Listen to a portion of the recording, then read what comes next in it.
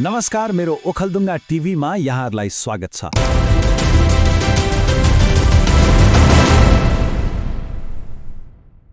नमस्ते। सोच्नुहोस् त, यदि नेपालको शासन प्रणाली एकाएक बदलियो भने, मतलब नेताको घरबाट होइन, केवल सिंहदरबारबाट मात्रै देश चल्न थाल्यो भने के होला? आजको यो विश्लेषणमा हामी यस्तै एउटा शक्तिशाली राजनीतिक परिकल्पनाबारे कुरा गर्दैछौँ।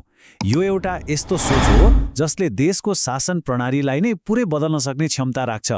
ल आउनुहोस्, यो नयाँ दृष्टिकोणलाई अलि गहिरिएर हेरौँ। न बालकोट, न बुढा नीलकण्ठ, न खुमलटार, केवल सिंहदरबार। सुन्दा सामान्य लाग्न सक्छ, तर यो भनाइ आफैमा एउटा क्रान्तिकारी सोच हो। यसको सिधा मतलब के हो भने, अब राजनीतिक शक्तिको केन्द्र नेताका निजी निवासहरू हुनु भएन, देशको सरकारको मुख्यालय सिंहदरबार मात्रै हुनुपर्छ। अर्थात् देशका ठूला निर्णयहरू अब नेताका बन्द कोठामा होइन, खुल्ला रूपमा देशको प्रशासनिक केन्द्रबाट हुनुपर्छ भन्ने एउटा बलियो आवाज हो यो। ल एउटा सिनारियो सोचौँ है।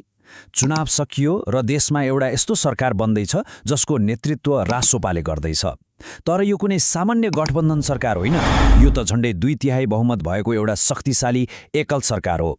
यस्तो सरकार जसले देशको राजनीतिमा एउटा पुरै नयाँ अध्याय सुरु गर्ने वाचा बोकेर आएको छ। नेपालको इतिहासमा यस्तो बहुमत पहिले पनि आएको हो। जस्तै 2016 सालमा बीपी कोइरालाको सरकार 2/3 बहुमतकै थियो। तर त्यतिबेला एउटा ठूलो फरक थियो। सरकारलाई टक्कर दिने अर्को शक्तिशाली केन्द्र थियो राजदरबार। तर आजको यो परिकल्पनामा के फरक छ भने, त्यस्तो कुनै समानान्तर शक्ति नै छैन।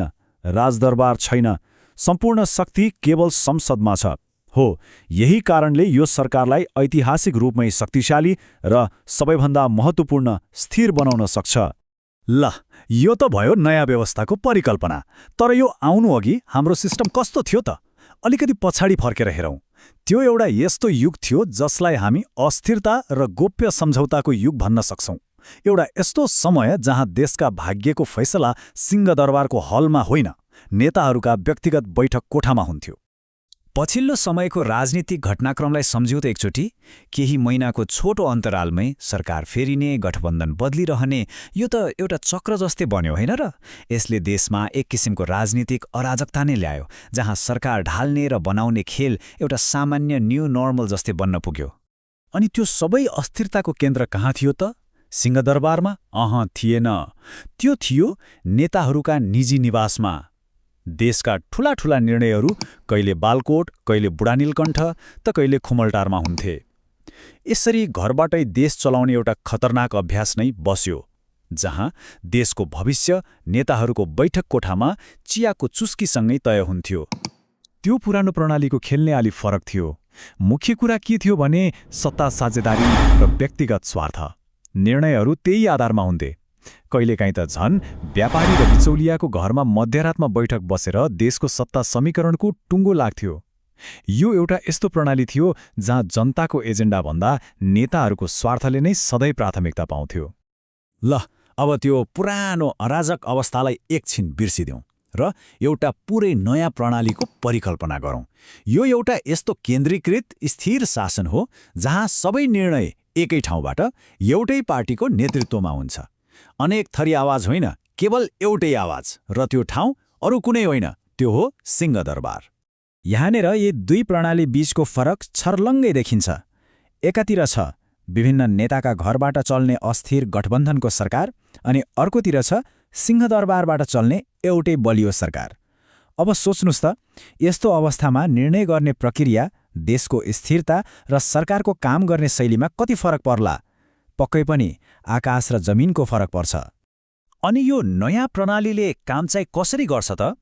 हेर्नुहोस्, प्रक्रिया एकदमै सिधा छ। पहिलो, मन्त्री को बन्ने, नीति के ल्याउने, सबै निर्णय पार्टीभित्रै हुन्छ। दोस्रो, अरू दलसँग सत्ता भागबण्डाका लागि कुनै सम्झौता गर्नु पर्दैन। पार्टीले चुनाव अघि गरेको वाचापत्र जस्ताको तस्तै लागू गर्न सक्छ। र तेस्रो, यसको मतलब के हो भने, सरकारले कुनै पनि बाधा अवरोध बिना छिटो र प्रभावकारी ढङ्गले काम गर्न सक्ने शक्ति पाउँछ। राजनीति र सरकार बनाउने प्रक्रियाको कुरा त भयो, तर यो सबैको केन्द्रमा को छ त? निस्सन्देह जनता। यो जुन काल्पनिक राजनीतिक परिवर्तनको कुरा हामी गरिरहेका छौं, यो केवल शक्तिको खेल मात्रै होइन। यो त आम मानिसको वर्षौंदेखिको गहिरो निराशा र अब त केही हुन्छ कि भन्ने एउटा ठूलो आशाबाट जन्मिएको हो। त्यसो भए जनताका मागहरू के थिए त? केही ठूलो वा असम्भव कुरा होइन। उनीहरूले भोट दिएका थिए सुशासनका लागि, पारदर्शिताका लागि। उनीहरूलाई चाहिएको थियो रोजगारीका अवसर, आफ्ना छोराछोरीका लागि राम्रो र सहज शिक्षा, अनि बिरामी पर्दा सस्तो स्वास्थ्य सेवा। यिनै हुन् ती आधारभूत वाचाहरू जुन यो नयाँ सरकारले पूरा गर्नै पर्छ। सुशासन, शिक्षा, स्वास्थ्य, यी त भए ठूला ठूला कुरा। तर यी ठूला आशाहरूभन्दा पनि आम मानिसले हरेक दिन हरेक पल भोगिरहेका वास्तविक समस्याहरू चाहिँ के हुन् त? त्यो कटु यथार्थ के हो? वास्तविक पीडा त यहाँ छ। सामान्य सरकारी सेवा लिन, एउटा पासपोर्ट बनाउन समेत घुस खुवाउनुपर्ने अवस्था, बिरामी पर्दा उपचार खर्च जुटाउन आफ्नो घरखेत बेच्नुपर्ने व्यवस्था, छोराछोरीलाई राम्रो स्कुल पढाउन ऋणको भारी बोक्नुपर्ने बाध्यता, अनि देशमा रोजगारी नपाएर विदेशिनु, त्यहाँ पनि ठगिनु। हरेक पाइलामा समस्या नै समस्या हो।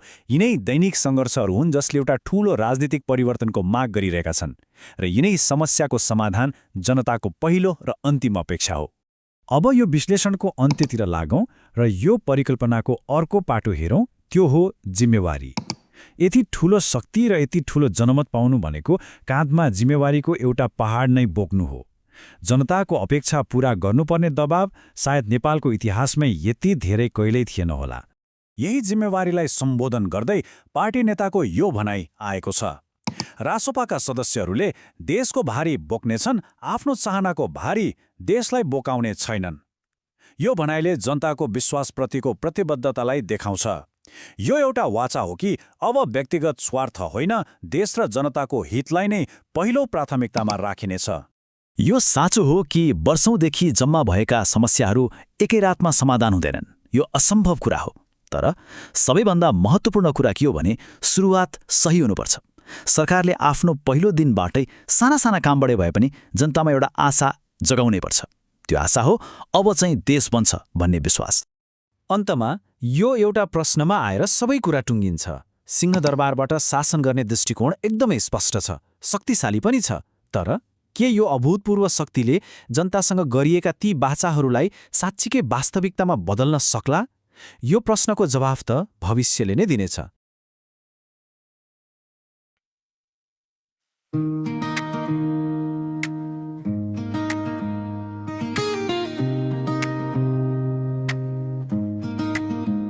सानो टोल, उकालो बाटो, चिया पसल, हाँसोको घेरो, बुबाको पसिना, आमाको प्रार्थना, सबै मुहार एउटै छायामा। मेरो खालढुङ्गा टिभी चम्किलो र साँचो, हरेक कथा सुनाउँछ तपाईँ र हामी बीचको साँचो। परम्परा र भविष्य सँगै देखौँ यहाँ। मेरो खालढुङ्गा टिभी, हाम्रो समुदाय सधैँ यहाँ।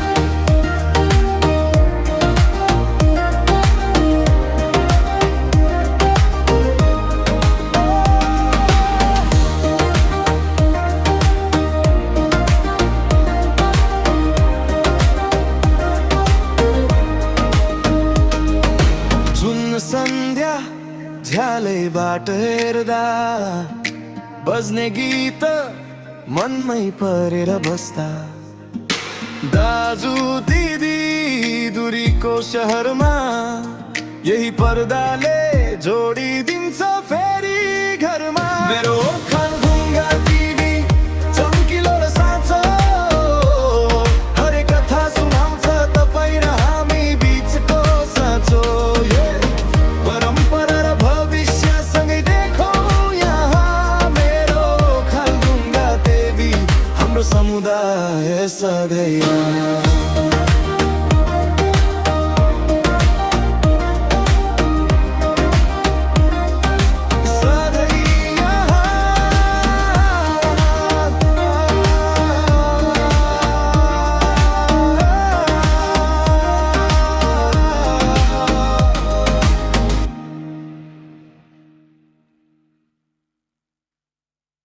छ